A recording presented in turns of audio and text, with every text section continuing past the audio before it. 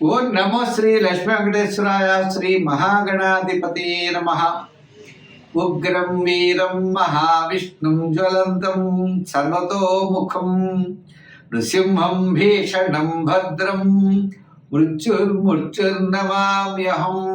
ప్రేక్షకు నమస్కారాలు తెలియజేస్తూ మనం ఏప్రిల్ మాసంలో ఈ ద్వాదశ రాశులకి ఎలా ఉంటుంది అనే విషయాన్ని మనం స్పష్టంగా తెలుసుకుందాం.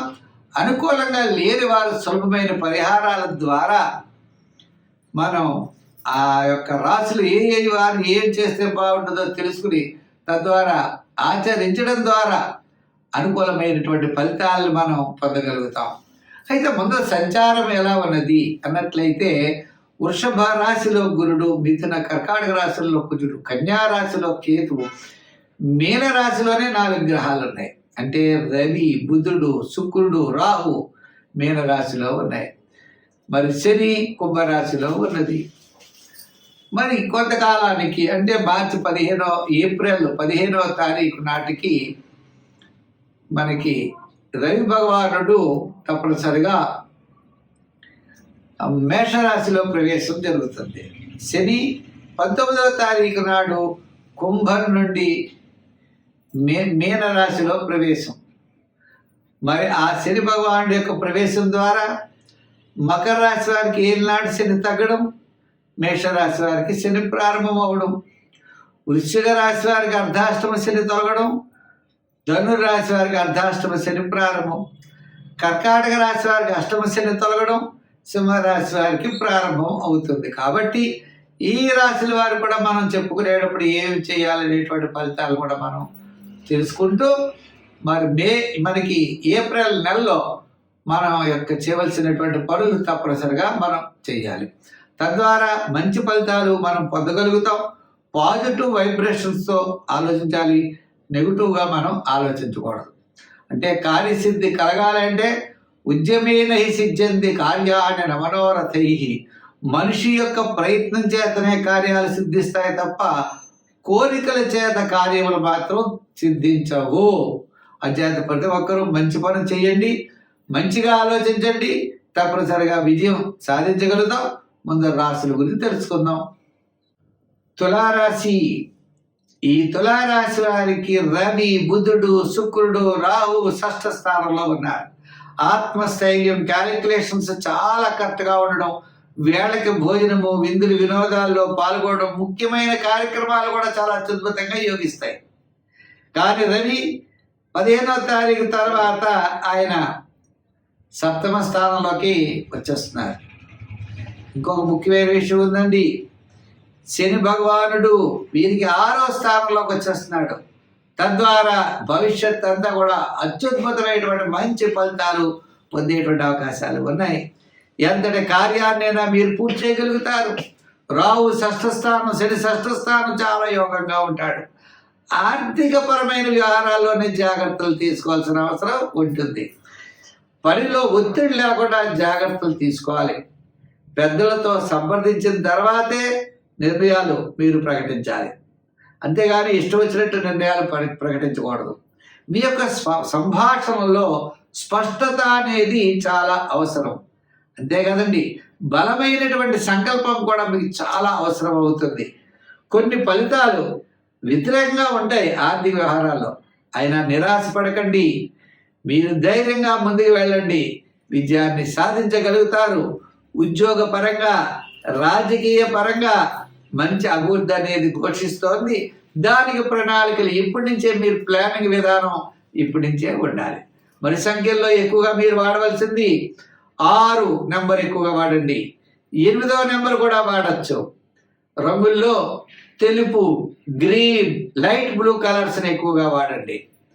మరి ఎక్కువగా శివారాధన చెయ్యండి, శివాలయానికి వెళ్ళండి, శివ స్తోత్రాలను పఠించండి, గురువార నియమం పాటించండి.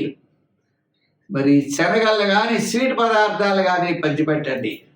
వ్యాపార పరంగా ఎలక్ట్రానిక్స్ వారికి, గృహోపకరణాలు, కమిషన్ సంబంధించిన వ్యాపారాదులకి అత్యద్భుతమైనటువంటి యోగం కనపడుతోంది.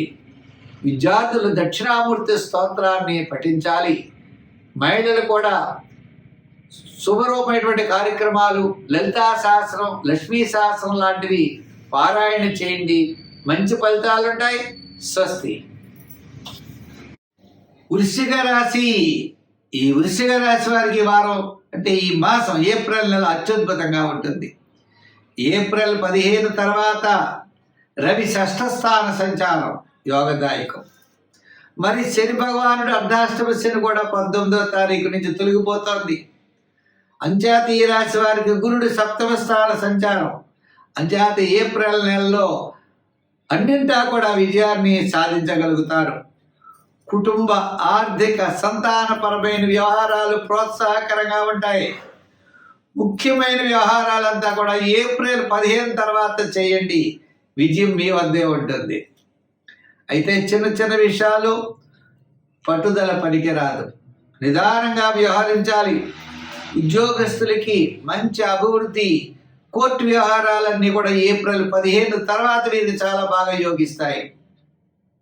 ప్రభుత్వపరమైన అనుమతులు, బ్యాంకు రుణాలు ఇటువంటివన్నీ కూడా ఏప్రిల్ 15 తర్వాత ఏప్రిల్ నెలాఖరు లోపల మీ యొక్క కార్యక్రమాలన్నీ కూడా పూర్తవుతాయి. దీర్ఘకాలిక ప్రయోజనాన్ని ఇచ్చేటువంటి పనులు, గృహ నిర్మాణాది పనులు అవ్వచ్చు, వివాహాది శుభరూపమైనటువంటి ప్రయత్నాలు కూడా మీకు మాసాంతం యోగించే అవకాశాలు ఉన్నాయి.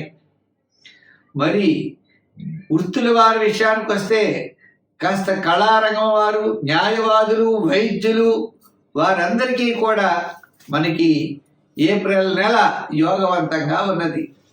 అంటే ఆర్థిక ప్రయోజనాలు ఉంటాయి. విద్యార్థులకు మంచి అవకాశాలు లభించబోతున్నాయి. అంచేత మంచి మార్కులు సాధించగలుగుతారు. చాలా ప్రోత్సాహకరంగా ఉన్నది. మహిళలు కూడా శుభరూపమైన, పుణ్యరూపమైనటువంటి కార్యక్రమాల్లో ఏప్రిల్ నెలలో పాల్గొంటారు. వ్యాపారాత్మకమైన డెవలప్మెంట్స్లో ఎలక్ట్రానిక్స్ వారికి, ఫైనాన్స్, లోహ, యంత్ర, వాహన వారికి అందరికీ కూడా ఏప్రిల్ 15 తర్వాత ఏప్రిల్ నెలాఖరు లోపల అన్ని రంగాల వ్యాపారస్తులకి కూడా చాలా ప్రోత్సాహకరంగా ఉన్నది. ఆర్థికపరమైనటువంటి సమస్యలు మీరు అధిగమిస్తారు. గతంలో ద్వేషించిన వారు ఎవరైతే ఉన్నారో మళ్ళా వాళ్ళే మిమ్మల్ని కోరుకుంటారు. ఆరోగ్యంపై దృష్టి పెట్టండి. మిత్రుల సలహాలన్నీ కూడా మీకు మేలు చేస్తాయి. నూతనమైనటువంటి ప్రయత్నాలకి శ్రీకారం చుడతారు. మీకు శని ప్రభావం తొలగేటప్పటికీ మీ మనుషులు చాలా తేలికవుతారు.